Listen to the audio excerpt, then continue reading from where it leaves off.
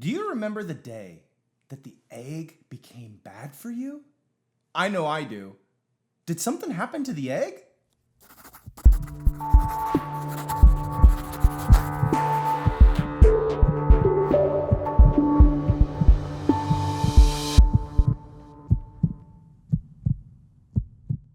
Hey everybody, Aaron Wenzel here, host of the Concierge Medicine Show, where we give you real conversations to have with your physician in 30 minutes or less.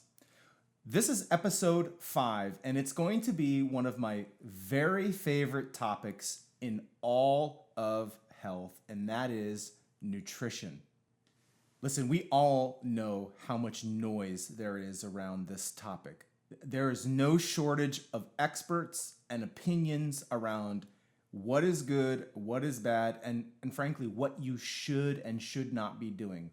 But I want to start from the top. At the most fundamental level, what is nutrition and why do we need it? Nutrition is a fancy way of saying we need energy. Because at the most basic fundamental level, all living things have one primary job, and that is to stay alive. As a human, you and I stay alive through energy, and we get energy from nutrition. I know it sounds really simple, but it's really important to frame this with the basic building block, right? Building a foundation for a house is super boring, concrete and stuff. But if you don't have a good foundation, nothing else matters. And I can assure you there are plenty of people who are trying to sell you drapes and furniture and all the furnishings inside of this house, but if the foundation is cracked, you're gonna lose your way. So today, I really hope to anchor you in some real fundamental truths around nutrition. We're challenged in an environment today where, information is a commodity. I can remember just 15 years ago, gosh, if you had information, you could sell information. Like, it was hard to get information. But in this world of overconnectivity and instant access and search engines and the ability to just have a question and immediately get an answer, it's had obvious great implications, right? However, the unintended consequences, one of them is this inability for us to decipher an infinite amount of information. We have now gone from the information age to the age where we don't crave any more information. Like, I'm probably not going to tell you anything today that you've never heard before or is not available. But what we're all lacking is wisdom, insight. What do we do with all this information? Because now everybody can come in and present themselves as an expert to you and have the market cornered on truth. And it becomes very challenging, even for intelligent, free-thinking, high-functioning, successful adults to flesh out truth. And so in today's show, I'm really hoping to clear the air and give you absolute clarity on what it means as a human to need nutrition, and once things pass our lips, what happens, and the implications of these phenomena that are there by design. So let's jump into the show. Here is 8 years of nutritional science and nutritional biochemistry in like 5 or 6 minutes, okay? I want to just frame this out for you again. So at the highest level, our job is to stay alive. Every process God has given us is to keep us upright, to keep us thriving and procreating and moving along. And we have to have continual input of energy. And in energy for a human is nutrition. So nutrition is broken down into 2 main subgroups: macronutrients and micronutrients. Micronutrients are things like minerals, vitamins. That's a separate show. I want to talk about macronutrients. So everything that you put in your mouth that isn't a vitamin or a mineral has to fall into one of three categories. Has to. It's not good or bad or right or wrong. And this is really not a discussion about what's good or bad. It's just, I want to establish what is, okay? Macronutrient number 1, a fat. Macronutrient number 2, protein. Macronutrient number 3, carbohydrates. Everything you put in your mouth has to be one of these three things. So what happens when you put these macronutrients in your mouth? Let's chunk this down one at a time. This is very important. When you have a fat and you put it into your mouth, it immediately breaks down into its basic building blocks of a fat cell. And it turns out the basic building blocks of a fat cell are triglycerides.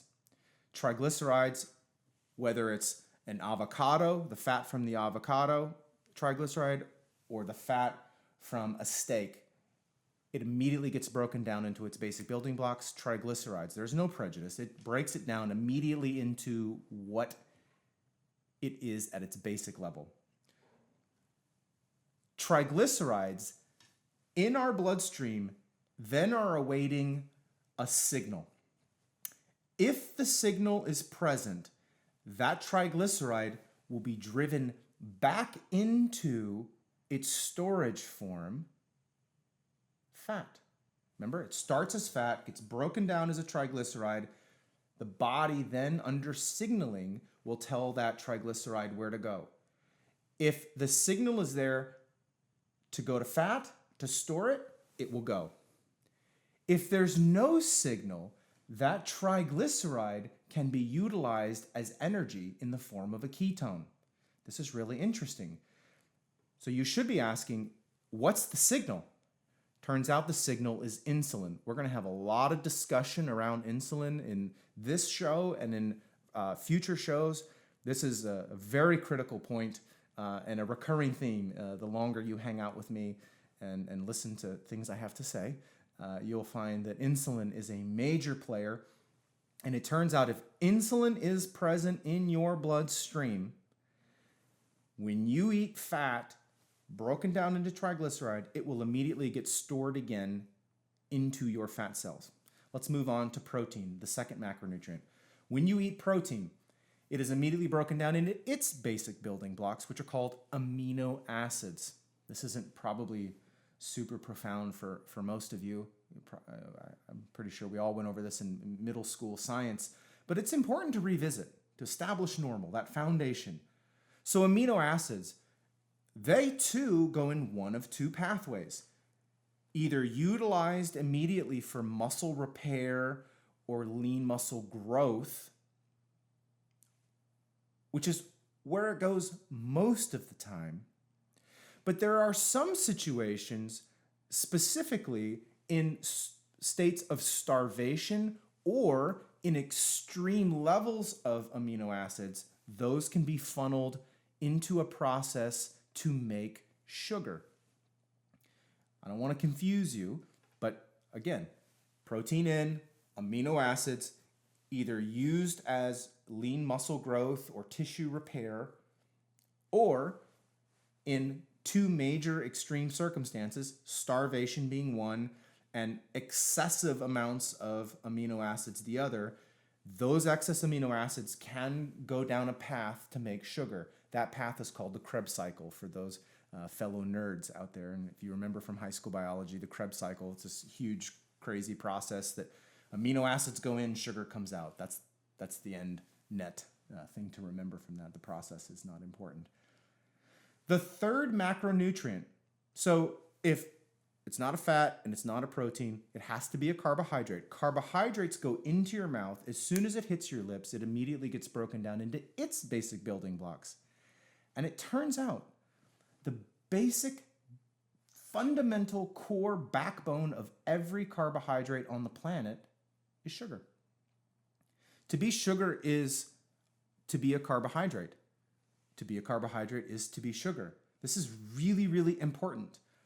Carbohydrates come in, immediately broken down into sugar, plus or minus fiber. Fiber being a plant, their musculoskeletal system, we have no need for that because we have muscles and bones. That's what the amino acids are for. Fiber goes through our GI tract, ends up in the toilet.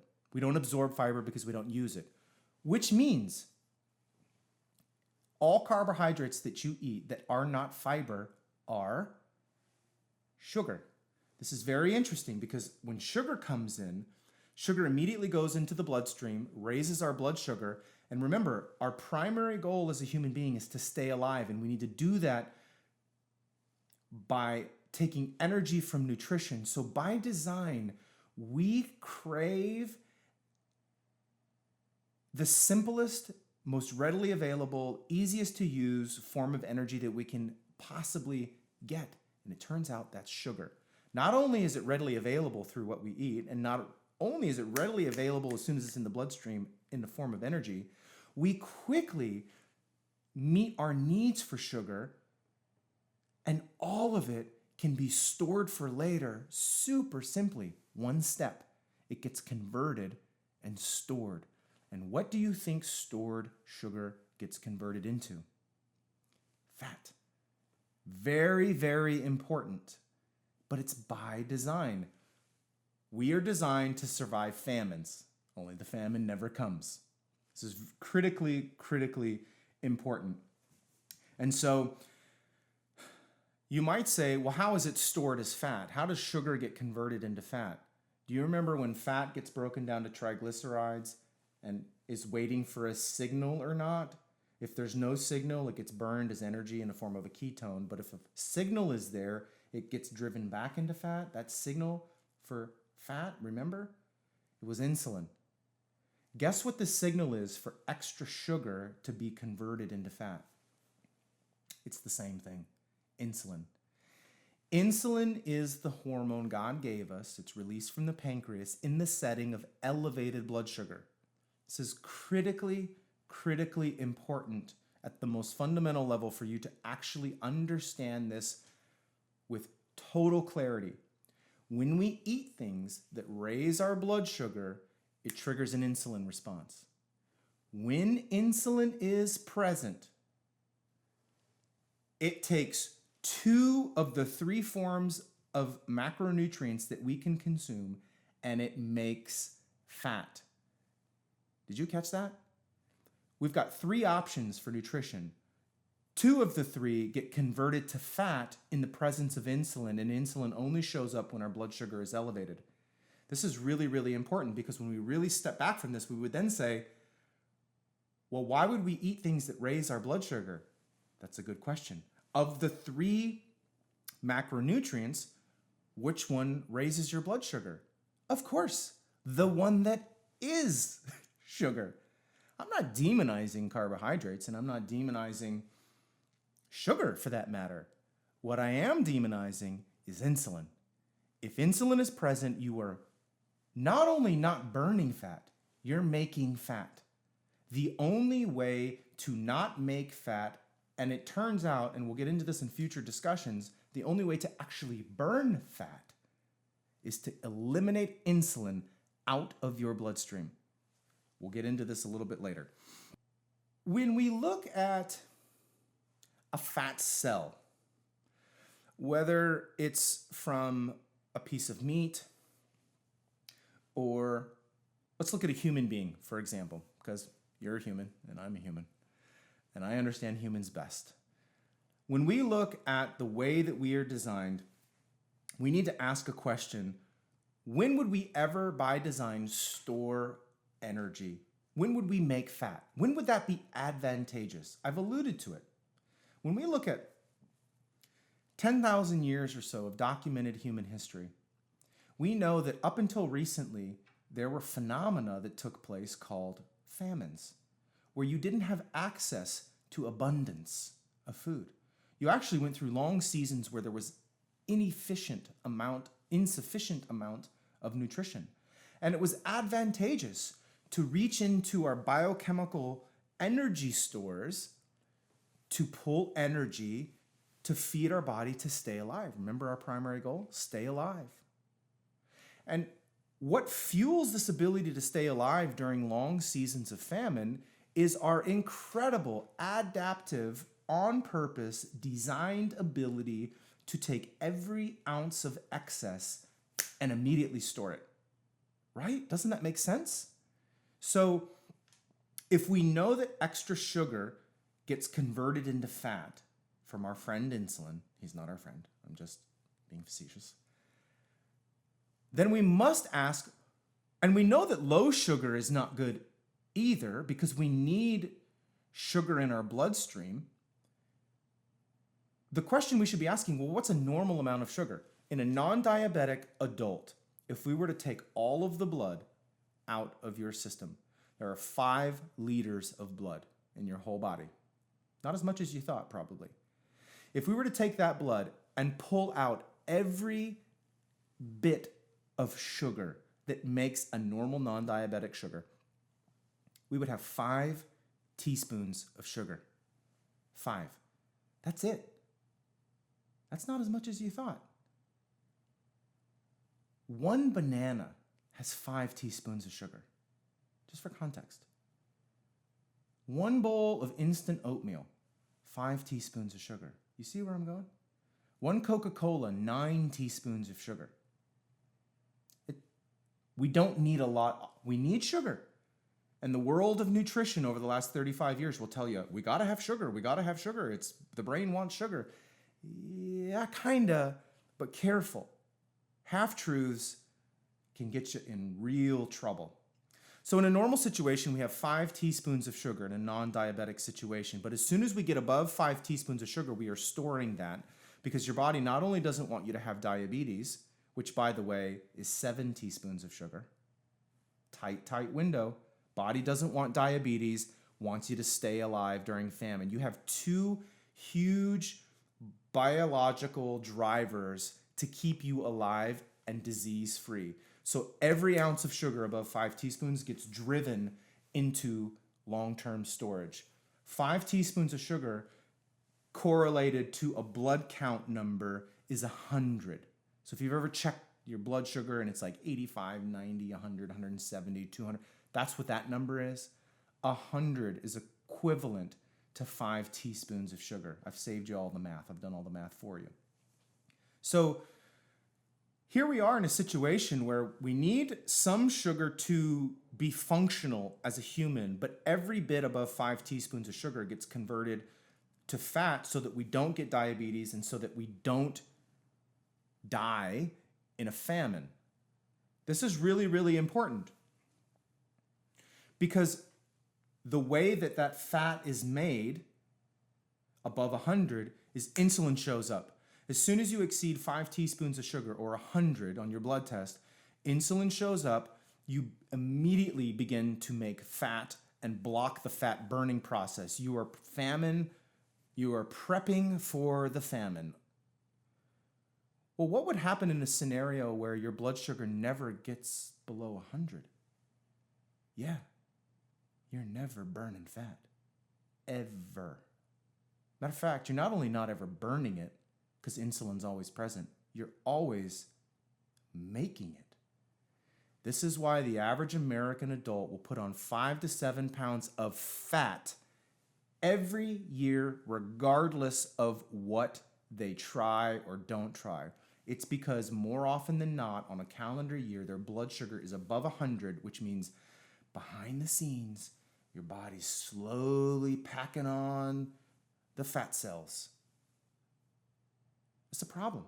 It's a problem. But there is an answer.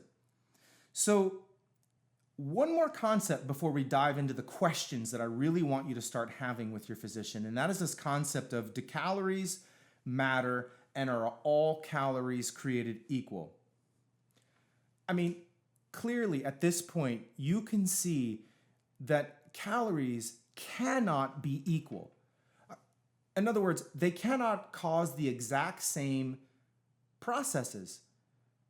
I mean, although a calorie is a calorie in terms of what it represents in potential energy, once that calorie is consumed, there are different cascades that happen based on where that calorie is from. So although calories matter, they are infinitely less important than understanding where those calories are coming from. Because if you're consuming the majority of your calories from nutrition sources that raise your blood sugar, you can't win at this. You just cannot. It has nothing to do with your intelligence. It has everything to do with basic biochemistry. And anybody who would tell you something different just doesn't understand it, or they have something very, very interesting to sell you. So I hope you can see that at this point, it's not enough to guess at this and win. You've got to really pull back the curtain and understand the basic design. You've got to master nutrition, and then you got to know your goals. So here are the conversations that I want you to be able to have with your physician. Number one, if you're pre-diabetic or diabetic already, how will any dietary changes affect your blood sugar? Truth is, most diabetics are chasing their bad diet or misinformed diet with medication. This is why your numbers never improve, your weight always increases, and you're always adding medication. We're never addressing the problem. By putting things in our mouth that chronically elevate our blood sugar, we will always be chasing it.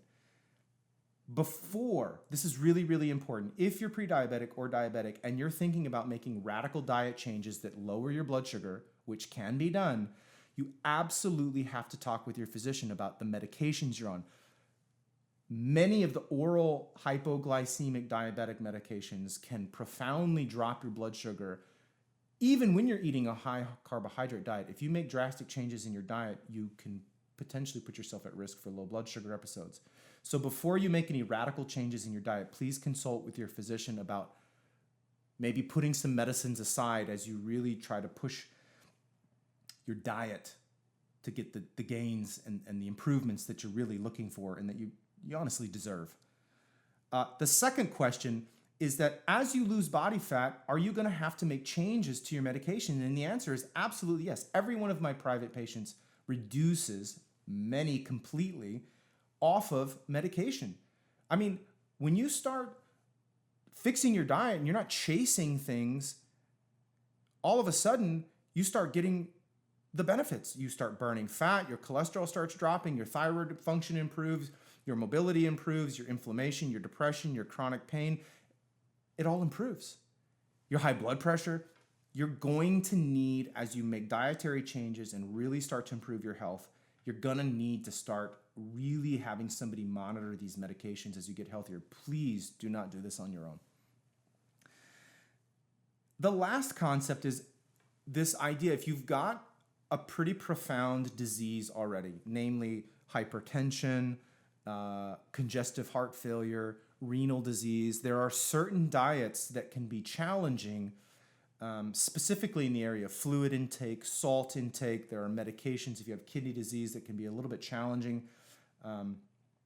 Please consult your physician about a diet that will not put you in harm's way should you have heart, kidney disease. It's very, very important. So my take home as we wrap up, I really want you to get crystal clear on your goals. In other words, what is it you want to achieve? The second thing is, what are your dietary preferences? In other words, do you even like bacon? If you do, you're in for some good stuff because, it's not a bacon problem, it's a biscuit problem.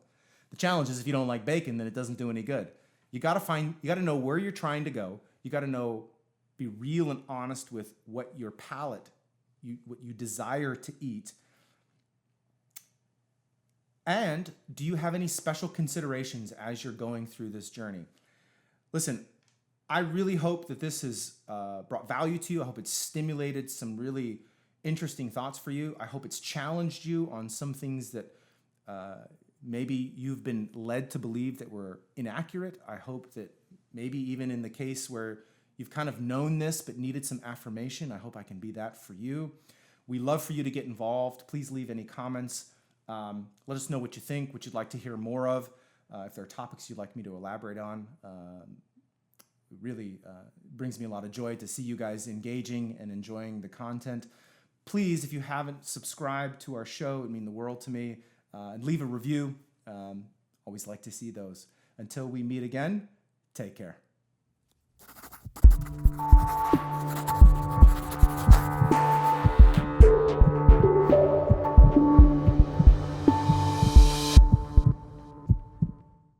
Hey everybody, thanks again for watching the show. I'm sure it goes without saying, but I feel compelled to share with you. Obviously, I want to help as many people as possible. But before you make any medical changes, please consult with your physician. Don't do any of this on your own. You don't want to put yourself in any harm's way. And again, thanks a bunch for watching the show. If you have any questions or comments, again, please leave them and we'll get back to you. Take care.